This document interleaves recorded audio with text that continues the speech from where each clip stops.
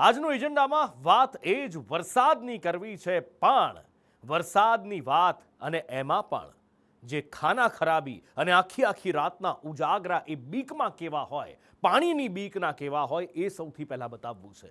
એ રવિવારની રાત હતી અને નવસારી માટે આ રાત આફતની રાત સાબિત થઈ. સૌમ્ય દેખાતી પૂર્ણાના ભારે વરસાદે ડરાવી દીધા બધા. એના ભારે પ્રવાહે લોકોને ડરાવી દીધા. નવસારી વાસીઓ પ્રાર્થના કરવા લાગ્યા ભગવાનને કે આ વખતે પૂર્ણામાં પૂર ન આવે. પણ મેઘરાજા થંભ્યા નહીં, પૂરનું સંકટ ટળ્યું નહીં અને નીચાણવાળા વિસ્તારોમાં પૂર્ણાના પાણી ફરી વળ્યા અને જનજીવન અસ્તવ્યસ્ત થઈ ગયું. ફરી વળ્યા પૂર્ણાના પાણી. એક રાતમાં નવસારી તરબોળ. કે અમારે ના ખાવા પીવાના ઠેકાણા છે કે ના કંઈ નથી. અમને લોકોને કોઈ મદદ બેટી નથી મળતી. જીવ અદ્ધર કર્યા, છેવટે મેઘરાજા થંભ્યા. પૂરનું સંકટ તો ટળ્યું, મુશ્કેલીઓ નહીં. એ વરસ્યો, પણ એવો વરસ્યો કે લોકમાતા કહેવાતી પૂર્ણા બિહામણી ભાસવા લાગી.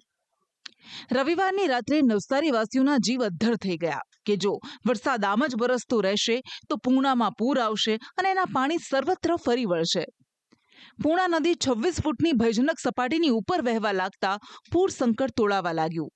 પૂર્ણાના પાણી શાંતાદેવી રોડ, ગધેવાન, માછી માર્કેટ સહિતના વિસ્તારોમાં ઘૂસી ગયા. જિલ્લામાંથી 500થી વધુ લોકોનું સ્થળાંતર કરાયું, પણ ત્યારબાદ મેહુલિયો જાણે થોડી રાહત આપવાના મૂડમાં હોય તેમ થંભ્યો અને પૂર્ણા નદીની સપાટી 26 થી 22 ફૂટ પર આવતા પૂરનું સંકટ ટળ્યું.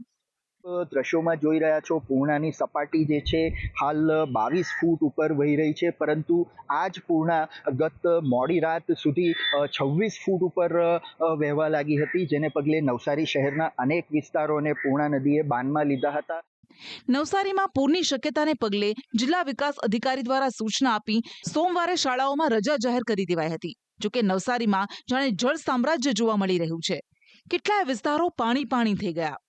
શાંતાદેવી રોડ, બંદર રોડ વિસ્તારમાં પાણી ભરાઈ ગયા તો રિંગ રોડ વિસ્તાર તો હજુ પાણીમાં ગરકાવ છે. ભારે વરસાદને કારણે પૂર્ણા અને અંબિકા નદીમાં ઘોડાપૂરની સ્થિતિ સર્જાઈ હતી. શહેરના કાશીવાડીમાં લોકોના ઘરની અંદર પાણી ફરી વળ્યા. ઘરવખરી પરળી ગઈ.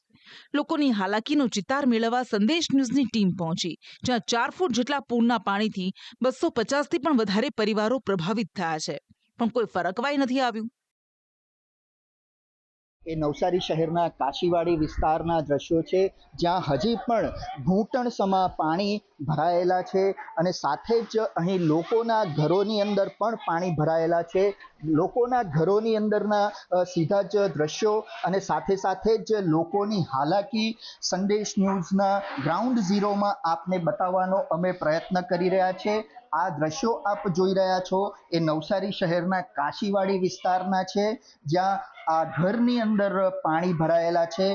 દ્રશ્યોમાં આપ જોઈ રહ્યા છો એ પ્રમાણે ઘરની જે ઘર વખરી છે એ પાણીમાં ડૂબી ચૂકી છે. સ્થિતિ અમારી બહુ ખરાબ છે ભાઈ. જો અમાર તો બધું ખરાબ થઈ ગયું છે. અહીં અંદર બી બધું જો અમારા ઘરમાં અમને બધું જ બેડ થી માંડીને કબાટ બબાટ બધું જ બોળાઈ ગયેલું છે. કેટલા સમયથી પાણી અહીંયા હતું?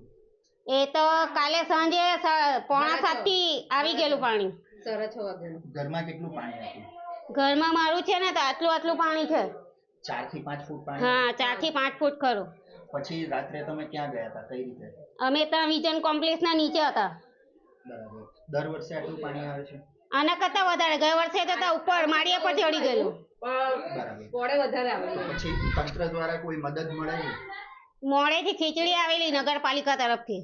બીજી કોઈ રાહત કે કોઈ વ્યવસ્થા? ના, પાણી ને ખીચડી જ, બીજી કોઈ નહીં. આજે સવારથી તો કઈ નહીં, પાણી બાણી કઈ નહીં, નાસ્તો બાસ્તો કઈ નહીં.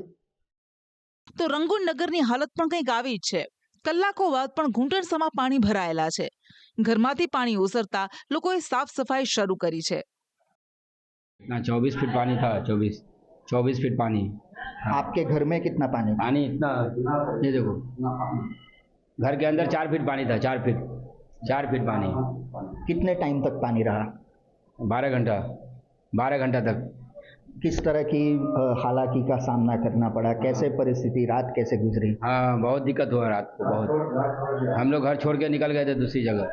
हाँ, दूसरी जगह चले गए थे घर छोड़ करके. ભારે વરસાદ બાદ નવસારી જિલ્લામાં 45 જેટલા માર્ગો બંધ છે. બંદર વિસ્તાર હિદાયતનગરમાં લોકો ઘૂંટણસમા પાણીમાં રહેવા મજબૂર બન્યા છે. જોકે પૂરનું સંકટ ભલે ટળ્યું, પણ હજુ અનેક વિસ્તારો શાંતાદેવી, રિંગ રોડ, મહેસદ ખાડા પાણીમાં છે. પૂર્ણાનું જળસ્તર થોડું નીચું આવ્યું અને નવસારીએ રાહતનો શ્વાસ લીધો, પણ તેમ છતાં અનેક વિસ્તારોમાં પૂર્ણાના પાણી ફરી વળ્યા છે. પાણીનો નિકાલ થાય તેની રાહ સ્થાનિકો જોઈ રહ્યા છે. અનેક સોસાયટીઓ જળબંબાકાર થઈ. આપ જે દ્રશ્યો જોઈ રહ્યા છો એ નવસારી શહેરના બેસદ ખાડા વિસ્તારના છે. બેસદ ખાડો વિસ્તાર જે છે ત્યાં ઘૂંટણ સમા પાણી ભરાયા છે અને લોકો જે આપ અહીંયા જોઈ રહ્યા છો એ પાણીની અંદર જ પોતાની આગળની કામગીરી કરવા માટે મજબૂર બન્યા છે. હાલમાં પૂર્ણા નદીની સપાટી 23 ફૂટની આસપાસ છે, ત્યારે અમારો વિસ્તાર નીચાણવાળો વિસ્તાર છે. આ વિસ્તારમાં આ સમસ્યા બહુ જ જૂની છે. જ્યારે નગરપાલિકા હતી ત્યારે નગરપાલિકા એવી સક્ષમતા નહીં દાખવી શકતી હતી કે શહેરમાં પાણી ભરાય તે કેવી રીતે અટકાવી શકાય, પરંતુ જ્યારે મહાનગરપાલિકા બની ત્યારે એક ચોક્કસ આશા સેવાઈ રહી હતી કે શહેરમાં પૂરના જે પાણી ભરાય છે તે પૂરના પાણી અટકાવી શકતે, પરંતુ મહાનગરપાલિકા બની ત્યારે માત્ર ને માત્ર રસ્તાની ઉપર રસ્તા બનાવશે, બીજું કોઈ કામ કર્યું છે નથી. ત્યાં પાણી આવી રીતના આવે છે, એમાં જ આવી રીતના રહીએ છીએ. આ તો બહુ ઘણા વર્ષોથી છે સમસ્યા.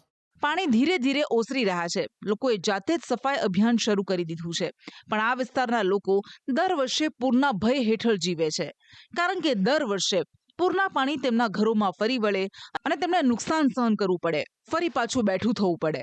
પણ તોય આટલા મોટા પ્રશ્નનું કોઈ નિરાકરણ નથી આવતું, અને એટલે જ તંત્ર તો નઠારું સાબિત થાય ત્યારે લોકો મેઘરાજાને જ પ્રાર્થના કરતા રહે છે કે વરસજે, પણ એટલો બધો નહીં કે અમારી જિંદગી વેર વિખેર થઈ જાય. રાજન રાજપૂત સાથે બ્યુરો રિપોર્ટ, સંદેશ ન્યૂઝ.